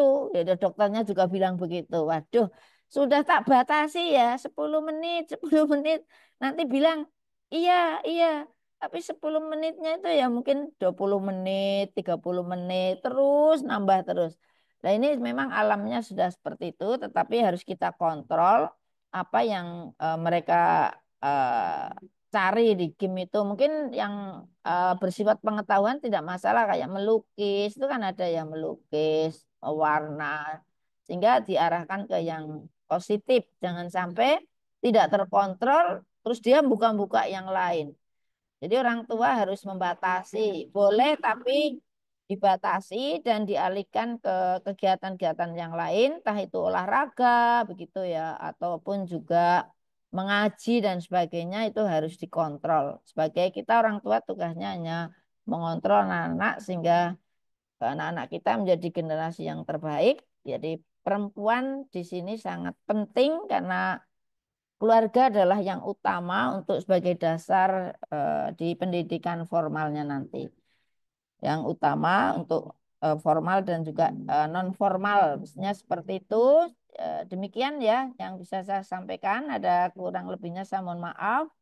Semoga tidak puas karena bukan alat pemuas dan suatu saat bisa ketemu lagi. Kalau sudah puas Amin, kan amin. tidak ketemu lagi nih, tidak ketemu sama Ustadz Umi Faiza, tidak ketemu sama Prof. Ali Imron, tidak ketemu dengan profil jin dan sebagainya. Saya kira itu. Terima kasih. Kita akhiri. Bila itu walhidayah. Assalamualaikum warahmatullahi wabarakatuh. Waalaikumsalam warahmatullahi wabarakatuh. Terima kasih Ibunda Profesor Dr. Martita M. Hum. Ini semakin melengkapi informasi dan bahan diskusi kita semuanya, Bapak Ibu sekalian, terkait dengan peran perempuan dalam membangun masyarakat melalui online via Zoom ini. Baik, untuk selanjutnya narasumber yang kedua, Ibunda Profesor Dr. Nurvina Asnam, SO Apoteker. Beliau ada guru besar jurusan pendidikan kimia Universitas Negeri Yogyakarta. Monggo Ibunda Nurvina dipersilahkan dalam waktu kurang lebih 20 menit. Monggo. Alhamdulillahirrahmanirrahim. Terima kasih Bu Umi Faiza. Assalamualaikum warahmatullahi wabarakatuh. Waalaikumsalam warahmatullahi wabarakatuh. Alhamdulillahirrahmanirrahim. Puji syukur marilah kita panjatkan kehadirat Allah Subhanahu wa taala yang selalu melimpahkan rahmat dan hidayahnya pada kita semua. Dan alhamdulillah pada pagi hari ini kita dapat berkumpul di sini dalam keadaan sehat jasmani dan rohani. Alhamdulillah pertama-tama saya ucapkan terima kasih pada Prof. Tamim, Prof. Hirsin, Dan alhamdulillah pagi hari ini saya mendapatkan pelajaran yang banyak ini dari Prof. Ali dan Prof. Martita. Alhamdulillah, terima kasih Prof. Sharing ilmunya. Alhamdulillah ini kayaknya nih membela diri nih. Ilmu kimia kan ilmu abstrak, jadi tidak pakai PPT ya. Mohon maaf ya, mohon maaf ya. Katanya ilmunya abstrak ya, tapi dapat dirasakan Maaf, reaksinya. Ustadz Umi, mohon izin undur diri ada kuliah jam 7. Oh, injih Izin Prof. sewu. Matur mbah nuwun nderekaken. Nggih. Nanti bisa sharing kembali ya Prof ya. Amin, amin, amin. Matur Matur nuwun nuwun. sangat. Assalamualaikum. Waalaikumsalam warahmatullahi wabarakatuh. Alhamdulillah baik. Alhamdulillah sangat berbahagia mendapatkan ilmu pagi hari ini ya. Jadi ibu-ibu, bapak-bapak yang dirahmati Allah ya, memang sudah tidak bisa dipungkiri lagi ya bagaimana peran perempuan ya, sudah banyak dijelaskan Prof. Ali dan Prof. Martita. Jadi saya sharing pengalaman saja sebagai perempuan rasanya juga jadi aduh rasanya takut nih salah menjadi contoh begitu ya, salah berperan. Ini rasanya saya malah pagi hari ini saya terharu ini. Apakah amanah sebagai perempuan ini bisa kita jalanin dengan baik ya. Jadi Allah sudah memberikan pada perempuan itu multitasking ya. Jadi perempuan itu bisa apa saja. Sambil Zoom begini, sambil mengerjakan, sambil bikin makalah, sambil buat menu ataupun sambil apa saja itu bisa dilakukan oleh perempuan. Ini sesuatu yang diberikan Allah yang luar biasa untuk perempuan ya. Jadi kita bersyukur sebagai perempuan kita bisa melakukan ini. Boleh dicek pada bapak-bapak, kalau bapak-bapak nggak bisa mau kerja ini dan ini pasti tidak bisa. Jadi Bapak pasti akan fokus hanya pada satu bidang, tidak bagi perempuan. Nah ini adalah kelebihan dari perempuan. Nah kemudian ya kita setara, bukan sama ya. Memang kita setara, tapi kita tidak sama. Dan tadi kata-kata dari Umi tadi ya, Umi kita harus memantaskan diri. Harus memantaskan diri. Kalau kita ingin setara, maka kita memang harus memantaskan diri.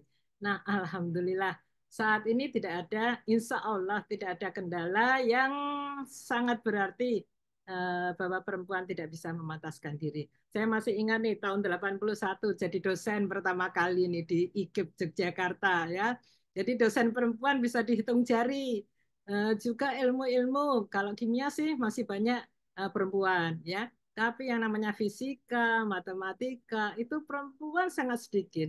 Dosennya kayaknya cuma satu. Mahasiswanya perangkatan perempuan cuma satu. Ya. Tapi sekarang semua di bidang apapun, di bidang ilmu apapun, perempuan yang lebih banyak. Mau teknik, mau fisika, mau matematika, ya kimia, apalagi biologi, apalagi semua banyak perempuannya. Jadi sebetulnya alhamdulillah kita punya kesempatan untuk memantaskan diri ya. Nah, tapi ini yang justru berat karena perempuan sudah pantas gitu ya. Dia bisa maju dimanapun juga, di lini apapun juga. Maka peran keimanan, peran nilai-nilai Islam itu harus kuat pada perempuan. Itu yang berat ya, itu yang berat ya. Jadi saya sendiri merasakan ya, saya sendiri merasakan bagaimana perempuan-perempuan di sekeliling kita seperti yang Bu Martita sampaikan tadi ya, banyak yang perempuan yang tidak memegang nilai-nilai Islam ya. Nah inilah yang berat bagi kita ya. Kalau kita sudah pantas, maka kita pun tidak bisa meninggalkan nilai-nilai Islam. Nah itulah yang harus lebih kuat pada diri perempuan supaya memang betul-betul bisa menjadi role model, bisa menjadi contoh, bisa membangun masyarakat yang berkeadaban ini. Ya, jadi justru inilah yang harus kita perkuat. Jadi ibu-ibu dan bapak-bapak sekalian, banyak tantangan sebetulnya di zaman kita ini ya. Kalau dulu mendidik anak itu rasanya enak aja gitu ya. Tapi sekarang melihat cucu-cucu ini udah luar biasa ya. Jadi memang harus strateginya berubah karena zaman berubah, sebetulnya strateginya berubah. Kita tidak bisa mengatakan kok nggak kayak zaman saya dulu gitu ya. Ya zamannya memang sudah berubah, maka strategi pun juga harus dirubah. Nah, ibu-ibu dan bapak-bapak sekalian, jadi saya masih ingat ya tadi kata Bu Martitah tadi, kalau seorang anak ya kalau dia masih seorang anak, maka izin dari orang tuanya itu adalah yang utama. Karena dengan izin orang tua itu, maka ridho Allah pun akan datang. Tapi kalau dia sudah menikah, maka izin suamilah yang utama. Karena izin suami itulah ridho Allah. Jadi ini Islam itu sepanjang masa untuk siapapun juga ya. Jadi ini yang harus kita perhatikan. Jadi kita tidak bisa mengatakan oh, zaman dulu kayak gitu. Ini semua berubah. Jadi strategi berubah. Tapi yang namanya sesuatu yang pasti ya, seperti izin, ridho itu memang harus kita lakukan ya.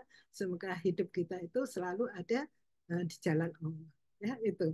Mudah-mudahan kita diberi kekuatan, kita semua diberi kekuatan untuk menyebarkan ini semua kepada sekeliling kita. Insya Allah, amin ya. Ibu dan Bapak sekalian ya. Jadi kalau dilihat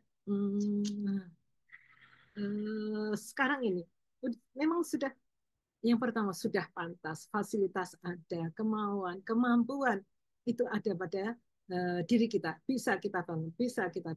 Sebetulnya yang lebih utama lagi adalah kesiapan laki-laki untuk setara dengan perempuan.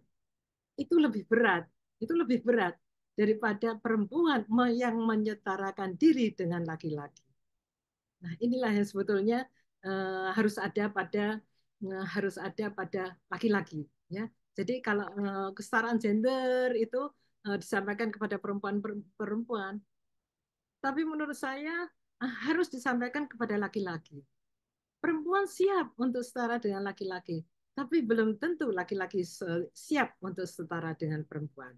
Nah, ini sebetulnya yang harus diberi pengertian kepada laki-laki juga ya, seperti itu. Jadi kalau kita lihat pantas ya, fasilitas ada, semua bisa ya, tapi tetap saja ada diskriminasi gender ya. Ada yang seperti itu. Dan yang lebih parah lagi sebetulnya adalah kesiapan laki-laki setara dengan perempuan. Ya, pengalaman saya sebagai alhamdulillah sampai saat ini berjabatan profesor, kemudian pernah menjabat juga di universitas ya. Ini yang sebetulnya awal-awal saya sering menjabat itu tidak terlalu saya pikirkan ya. Apa sih ada kesulitan enggak? Rasanya enggak gitu ya. Secara ilmu, secara skill ya, rasanya itu tidak ada masalah ya. Nah, tapi lama-kelamaan orang sering bertanya, kalau atasanmu yang laki-laki gimana gitu ya. Terus gimana keseharian, gimana dalam proses birokrasi dan sebagainya. Baik-baik saja. Awalnya saya masih bilang baik-baik saja. Ternyata sebetulnya tidak baik-baik saja. Karena sebetulnya terasa bahwa laki-laki itu agak sulit untuk menerima kesetaraan ini gitu ya. Nah, ini sebetulnya harus dilatih. Nah, kemudian diperkuat lagi gitu ya, diperkuat lagi pada waktu itu ada workshop internasional ya. Workshop internasional itu akan membahas tentang bagaimana perempuan-perempuan yang menjabat gitu ya, perempuan-perempuan yang menjabat ya. Ada tantangan apa gitu ya, baik dengan atasannya ataupun dengan sekelilingnya. Nah, sayangnya saya nggak diterima karena waktu itu saya sudah tidak menjabat ya. Jadi waktu itu saya ingin lihat sebetulnya di luar itu seperti apa gitu, secara internasional itu seperti apa ya. Di negara yang Barat yang emansipasi begitu kental, ternyata masih dibahas juga ya bagaimana kesetaraan itu ya, bagaimana perempuan yang menjabat gitu ya. Nah, inilah sebetulnya mari kita bersama-sama ya, karena kita setara, mari kita bersama-sama untuk membangun masyarakat ini, membangun negara ini ya, supaya semua dapat berjalan dengan baik ya. Jadi memang bagaimanapun juga dirasakan juga diskriminasi gender itu masih ada ya. Meskipun sama-sama menjabat, tapi kalau perempuan kadang-kadang juga masih adalah ya, masih adalah hal-hal yang tidak menyenangkan ya. Kemudian juga kadang-kadang juga gajinya berbeda gitu ya, gajinya berbeda perempuan dan laki-laki. Nah, ini sebetulnya yang memang harus terus-menerus kita perjuangkan ya. Kemudian juga sebetulnya beban ganda ya, beban ganda seorang perempuan itu memang besar ya. Jadi bagaimanapun juga ya, kalau kita bilang saya sudah profesor, saya sudah menjabat dan seperti itu, tapi tetap saja peran sebagai ibu, peran sebagai istri itu tidak boleh ditinggalkan ya. Dan itu harus disyukurin dan itu harus dikerjakan bersama-sama ya. Tidak ada yang diberatkan berat ini dan itu tidak ya, tapi insya Allah lah dengan itu tadi dengan kesadaran bersama antara suami dan istri untuk saling bekerja sama, nah itulah yang akan memudahkan, melancarkan usaha-usaha kita. Ya, jadi insya Allah memang harus ya namanya setara, harus bersama-sama mendapat pengertian yang sama dan punya niat yang sama untuk menuju kebersamaan. Ya, tidak ada yang lebih tinggi, tidak ada yang lebih rendah, ya setara gitu ya, setara tapi tidak sama. Ya, nah, itulah yang harus kita perjuangkan terus-menerus dan ini mungkin bagi kita-kita yang menjadi pendidik ya ini pun harus disampaikan kepada anak didik kita.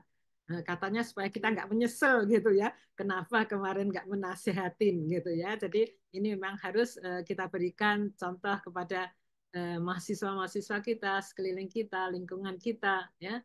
Dan memang ini hal yang berat bagi perempuan ya. Jadi semoga Allah memberi kekuatan pada perempuan-perempuan ya, perempuan-perempuan untuk menjalankan agamanya dengan sebaik-baiknya, menularkannya menjadi model ya dan mengajak semuanya untuk ke jalan Allah. Mungkin itu saja yang bisa saya sampaikan, kurang lebihnya mohon maaf. Wabillahi taufik wal hidayah. Wassalamualaikum warahmatullahi wabarakatuh. Waalaikumsalam warahmatullahi wabarakatuh. Alhamdulillah ini Prof. Nurvina ini sangat mendalami peran beliau sebagai seorang perempuan yang tidak hanya di ranah domestik tapi di ranah publik. Beliau juga pernah memimpin Universitas Negeri Yogyakarta. Saat itu saya sebagai mahasiswa di S2 atau S3, Prof. Alhamdulillah. Jadi baik, Bapak Ibu sekalian, alhamdulillah 3 narasumber sudah memberikan pemaparan sangat jelas dan saling melengkapi begitu. Ini masih ada kesempatan untuk kita, untuk Bapak Ibu sekalian, barangkali ada pertanyaan. Ini sudah langsung ada 2 yang raise hand dan luar biasanya ini dua-duanya saya lihat bapak-bapak ini. Ini bapak-bapak yang siap dengan kesetaraan. Oke, baik, langsung kami persilakan, nggih. Yang pertama pada yang terhormat ini Prof. Mir Alam, betul ya? Prof. Mir Alam. Ya, siap.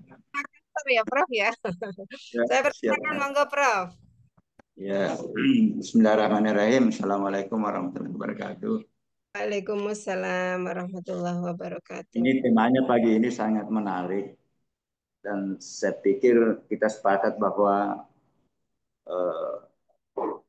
di tangan perempuan lah sebenarnya insya Allah kebahagiaan bisa, laki-laki bisa merasakan kebahagiaan. Begitu pula kita sepakat bahwa generasi anak bangsa yang menentukan kemajuan bangsa, yang menentukan bagaimana 2045 Indonesia kita mimpi akan membalik peradaban, itu sangat ditentukan oleh peran perempuan. Nah, saya sedikit untuk masuk lebih mendalam, kapan mulai berperang? Karena ini terkadang terlupakan, apalagi ada yang terhormat ini Prof.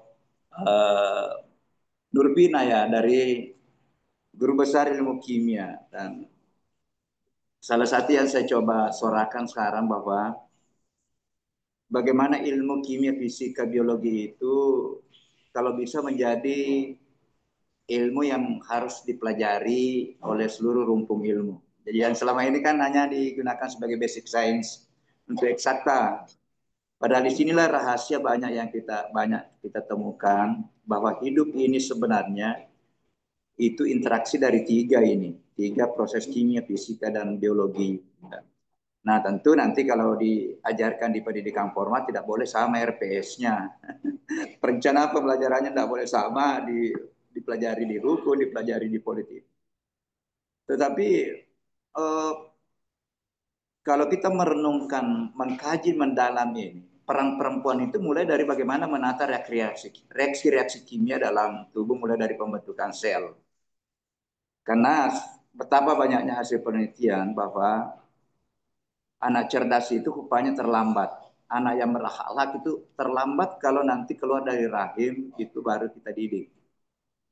Jadi didikannya itu mulai dari satu sel. Bahkan sebelumnya itu kalau di budaya-budaya lokal kita itu didik anak katanya sebelum nikah malah. Nah, tapi ini kan mendalam. Tetapi itu secara kimia, fisika, biologi itu bisa dijelaskan.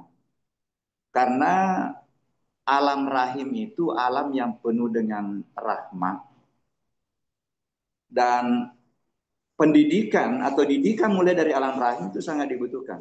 Betapa banyak hasil-hasil penelitian sekarang, kenapa begitu keluar sudah bisa mengucapkan kata, dia sudah bisa menghafal misalnya Al-Quran 3 tahun. Apa yang diperhatikan ibunya? Yang diperhatikan adalah memperdengarkan. Itu bocoran dari Ustaz Adi Hidayat kan gitu. Kalau istrinya sudah tidak bisa lagi secara fisik membaca Al-Quran pada saat dia hamil itu, dia gunakan lagi speaker aktif memperdengarkan. Kenapa? Karena secara sel itu dia sudah menyerap informasi. Jadi didikan rupanya terlambat kalau nanti keluar. Nah nanti lagi keluar itu, ini kita terbawa. Mestinya 2 tahun itu kan tadi ya asupan gizi dari ibu. Tapi kita sangat bangga baru 2 bulan, 3 bulan kita sudah memberikan susu instan karena kita mampu beli. Nah inilah mungkin yang perlu memang kita pikirkan bersama, bahwa ini sangat penting karena peletakan dasar dari anak cerdas, anak berakhlak itu sebenarnya mulai dari rahim. Selama 9 bulan 10 hari disitulah. Dan kita bisa belajar bahwa suami istri yang suka bertengkar misalnya pada saat dia hamil itu akan melahirkan anak yang emosinya tidak terkendali juga kan. Jadi saya kira hanya ini saya sampaikan bahwa ibu sangat berperan, dan kita semua berasal dari alam rahimnya ibu, dan rupanya perannya di alam rahim itu sangat menentukan bagaimana generasi penerus bangsa kita. Sehingga saya katakan bahwa kalau kita sudah frustasi dengan generasi sekarang, mari kita mulai menata generasi nol, mulai dari rahim, sehingga nanti 2045 yang akan berumur 25 tahun, itulah yang akan menggenggam peradaban, menjadi obor peradaban. Nah, tetapi saya kira usia-usia SD itu belum, kita masih bisa tata. Makanya selalu saya katakan, menteri yang sangat menentukan masa depan bangsa, Menteri Pendidikan dan Menteri Agama. Kalau dua ini tertata dengan baik, insya Allah impian kita sebagaimana kita impikan di pengajian ini 2045 bahwa Indonesia akan menggenggam peradaban, akan membalik peradaban, itu akan terwujud. Saya kira itu. Assalamualaikum warahmatullahi wabarakatuh. Waalaikumsalam warahmatullahi wabarakatuh. Baik, terima kasih Prof. Alam. Ini beliau memberikan tambahan begitu ya, dan nanti jika tetap bisa ditanggapi oleh narasumber. Kita lanjutkan pada penanya yang kedua, Bapak Zahrawi. Monggo dipersilakan Pak Zahrawi. Assalamualaikum warahmatullahi wabarakatuh. Waalaikumsalam warahmatullahi wabarakatuh. Alhamdulillah, terima kasih Bu Moderator dan kepada yang terhormat ketiga narasumber, walaupun sudah ada yang ke kampus ya, satu. Ada tugas terkait dengan tema pagi ini sebenarnya vital dalam hidup kehidupan, berkeluarga, bermasyarakat, berbangsa, dan bernegara. Yaitu saya berharap ada vitalisasi peran ibu sebagai pendidik utama dan pertama bagi putra-putrinya. Itu. Dan mestinya ini kita perlu Kemarin kita lihat kan, implementasi tempat ilahiyah bagi semuanya. Tidak ada saya jelaskan itu mengenai masjid. Tidak. Ingat, ya, vitalitas peran ibu sebagai pendidik utama dan pertama bagi putra-putrinya, maka pada kesempatan ini kita memang dari retorik retorik akademis, kita ke implementasi yang nyata. Ya, walaupun saya kebetulan hanya sebagai bekas guru SD, tapi karena vitalitas peran ibunya, ini anak-anak yang 5 ini dianugerahi bagi saya sebagai guru SD ini luar biasa karena bapaknya tidak pernah lulus S1 tapi anaknya bisa S1 bahkan S2, itu pun bisa alumni S2 Jerman. Bahkan sekarang sampai ke cucu ini sudah ada yang hafal Al-Qur'an. Cucu yang pertama, ada yang sudah 18 dan sebagainya. Nah, sehingga memang Kementerian Pemberdayaan Perempuan ini bukan hanya sebagai pasangan yang legal formal saja, mestinya ini vitalisasi Kementerian Pemberdayaan Perempuan, bukan hanya senang jabatannya tapi tidak ngerti tugasnya. Ini masalah serius.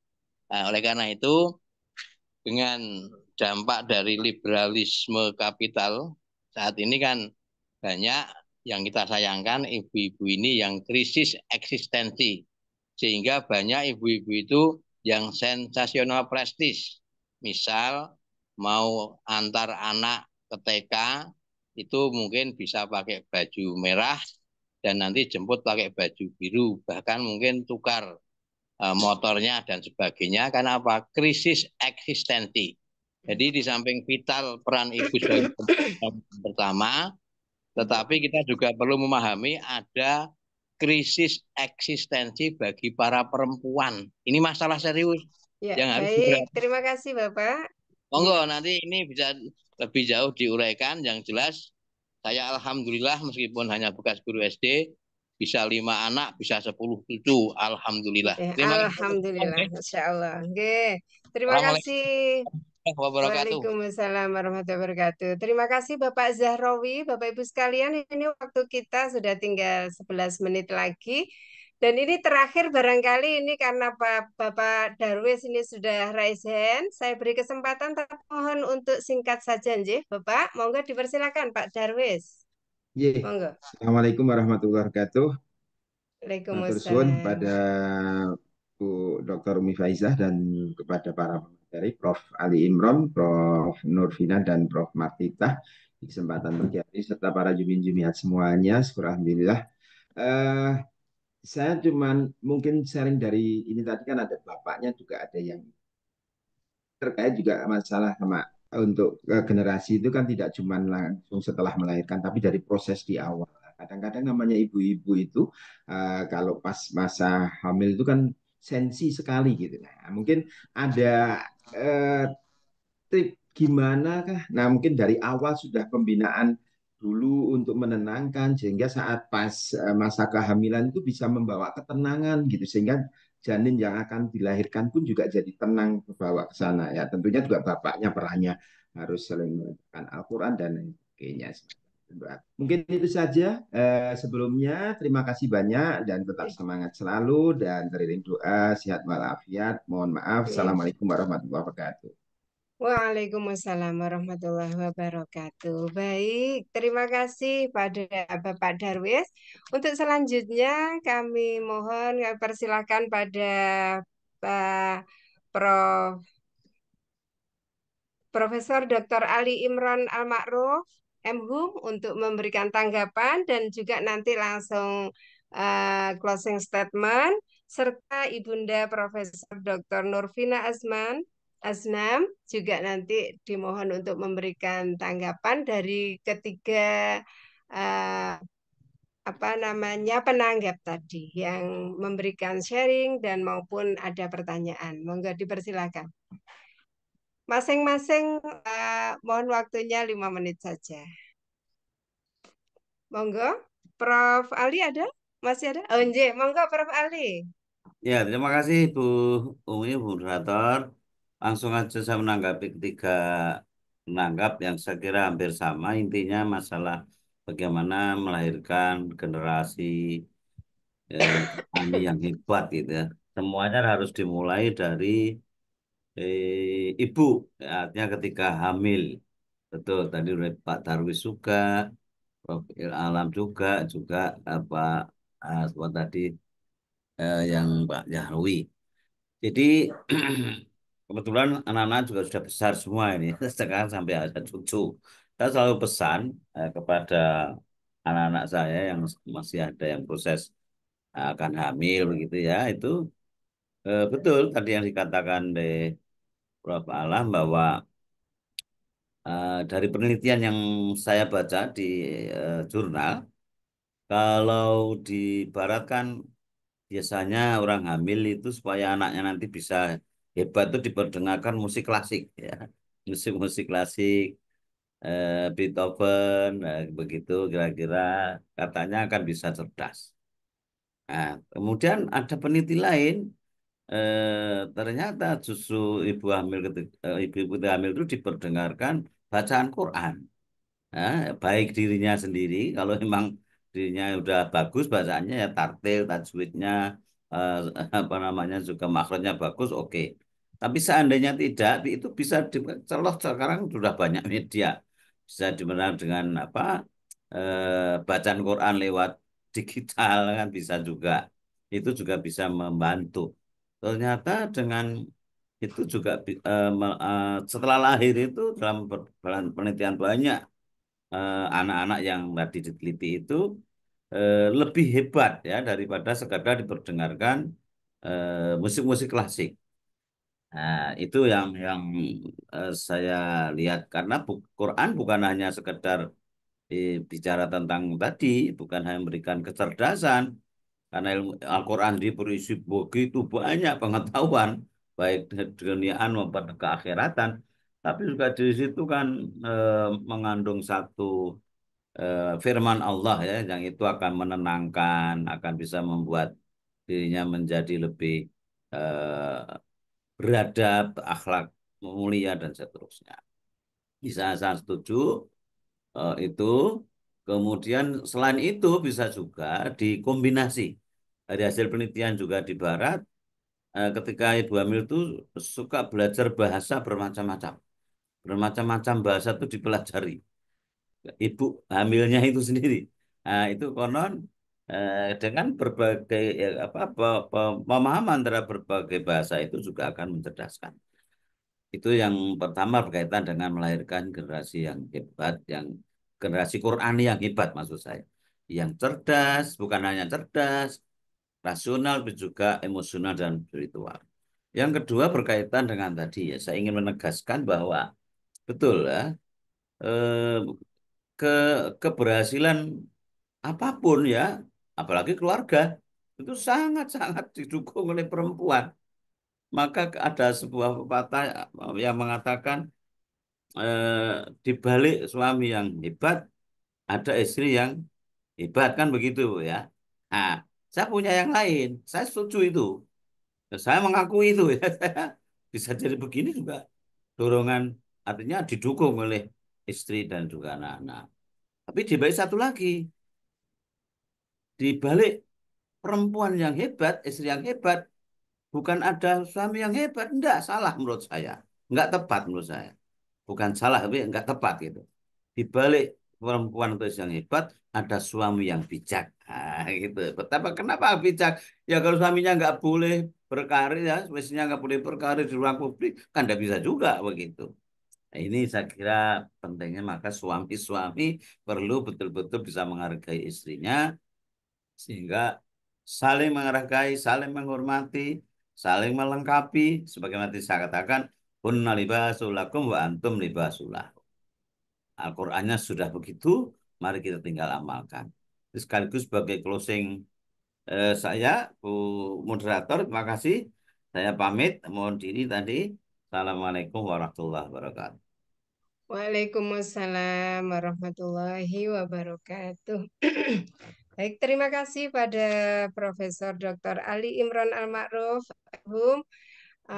Sangat bermanfaat sekali ya dari apa yang disampaikan oleh beliau. Baik, saya berharap ini Prof. Ali masih bisa menungguin kita 5 menit lagi, Prof. Ini monggo dipersilakan untuk Prof. Nurvina. Dipersilakan, monggo. Alhamdulillahirrahmanirrahim. Baik, saya ingin menanggapi Bapak Darwis ya. Jadi kenapa wanita hamil itu sensi ya, sensi sampai harus minum penenang.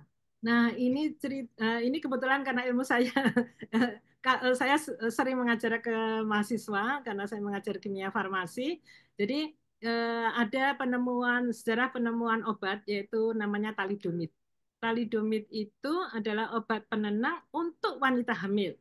Nah, jadi kenapa wanita hamil tidak tenang begitu kan? Nah, ini penemuan di barat, ya. Jadi waktu itu ada namanya talidomid ya, itu memang digunakan untuk penenang bagi ibu hamil ya. Tapi ini di barat ya, makanya saya sering sampaikan ke para mahasiswa, kenapa hamil tidak tenang ya? Nggak boleh, hamil itu harus disyukuri, kita harus tenang, kita menerima dengan sangat senang hati gitu ya. Nah, tapi kenapa di barat ada seperti itu? Nah, ditemukanlah obat yang namanya talidomid ya. Nah, beberapa saat kemudian ya, beberapa kurun waktu kemudian, ternyata banyak bayi lahir cacat. Jadi yang kita sering dengar, jadi zaman peristiwa talidomid itu banyak bayi lahir cacat, tidak ada lengan atau tidak ada kaki. Nah, baru diturut-turut ternyata penyebabnya adalah talidomid. Nah, inilah ya. Jadi ini memang mungkin orang barat kalau hamil tidak tenang ya, sehingga harus cari obat penenang untuk wanita hamil. Tapi ternyata yang sudah terjadi seperti itu. Nah, ini sering saya sampaikan. Kalau saya pas ngajar kimia farmasi itu pasti ada salah satu penemuan obat. Nah, ini adalah penemuan obat yang sampai sudah publish, sudah diedarkan, sudah dipakai banyak orang. Dan ternyata kenapa di negara ini ada bayi seperti ini, ada seperti ini. Kemudian diturut-turut ternyata itu adalah akibat obat itu. Nah, ini yang harus kita sampaikan kepada sekeliling kita ya, termasuk mahasiswa saya bilang hamil itu tidak boleh stres, tidak boleh tidak tenang ya, karena seperti itu. Nah, itu yang saya sampaikan kepada para mahasiswa. Nah, terima kasih Bapak bahwa di belakang istri Ahmed ada suami yang bijak. Nah, ini awal saya menempuh studi, awal saya kerja, juga saya selalu minta izin pada suami. Tanpa saya minta izin, suami pun sebetulnya sudah mengizinkan, sehingga saya bisa pergi ke Belanda sendirian untuk penelitian, itu juga atas izin suami. Nah, maka di situ saya katakan tadi di awal, bahwa kalau kita sebagai seorang anak, izin orang tua, tapi kalau kita sebagai seorang istri, harus izin suami. Karena izin suami adalah ridha Allah. Nah, itu pun ayat atau hadis itu juga saya temukan dalam perjalanan saya membina karir ya, mulai saya sekolah. Oh, ternyata memang iya. Kenapa saya bisa menyelesaikan dan ternyata memang izin suami itu yang utama ya, seperti itu. Nah, mudah-mudahan baik, insya Allah mari kita memantaskan diri berlandaskan nilai Islam, dan semoga Allah memberikan kita kemudahan, kemauan, dan kemampuan kepada perempuan dan perempuan solehah. Amin. Yang dapat menjadi teladan bagi masyarakat Indonesia tercinta. Amin. Terima kasih, kurang lebihnya saya mohon maaf. Wabillahi taufiq wal hidayah. Wassalamualaikum warahmatullahi wabarakatuh. Waalaikumsalam warahmatullahi wabarakatuh. Terima kasih pada Ibunda Profesor Dr. Nurvina Aznam dan juga Bapak Profesor Dr. Ali Imron Al-Ma'ruf serta Ibu Dr. Martitah M. Hum ketiga narasumber hari ini sudah memberikan pemantik dan juga sharing pada kita semuanya, serta para penanggap tadi ya, dan juga yang memberikan pertanyaan juga, ini semakin melengkapi pembahasan hari ini. Terima kasih pada semua narasumber, ini sangat bermanfaat bagi kami semuanya, bagi kita semuanya. Dan saya tidak bisa menyimpulkan, saya kira Pak Ibu sudah bisa menyimpulkan ya. Karena ini sesuatu yang sangat menarik, pembahasan yang sangat menarik, dan waktu kita membatasi, sudah jam 7, saya hanya mengambil satu apa namanya ya, dari kaul Arab gitu. An-nisa'u aimadul bilad. Idza saluhat fasaluhat bilad wa idza fasadat fasadat bilad. Perempuan itu adalah tiang negara. Kalau perempuannya bagus, berakhlak, berkarakter, beriman, sebagaimana tadi yang sudah dibahas, maka baiklah negara itu. Akan tetapi kalau perempuan itu tidak bisa memantaskan diri, perempuan itu tidak baik, maka tidak baik pula lah negara itu. Jadi peran perempuan sangat-sangat penting membangun peradaban. Sekian, saya Umi Faizah. Kalau ada banyak hal yang kurang berkenan di hati Bapak Ibu sekalian, saya mohon maaf yang sebesar-besarnya. Akhiru qouli hadza wal afu minkum. Wassalamualaikum warahmatullahi wabarakatuh. Waalaikumsalam. Waalaikumsalam warahmatullahi wabarakatuh. Terima Saya kasih Ibu kembalikan Dr. pada Umi Faizah, Bapak Ibu sekalian. Dengan demikian acara kuliah subuh pagi hari ini kita akhiri dengan hamdalah bersama-sama. Alhamdulillahirrabbilalamin. Selamat menunaikan ibadah puasa. Assalamualaikum warahmatullahi wabarakatuh. Waalaikumsalam warahmatullahi wabarakatuh. Terima kasih Bapak Ibu semuanya. Mudah-mudahan sehat selamat semuanya. Memasuki bulan suci Ramadan. Bapak Ibu semua, kita tutup.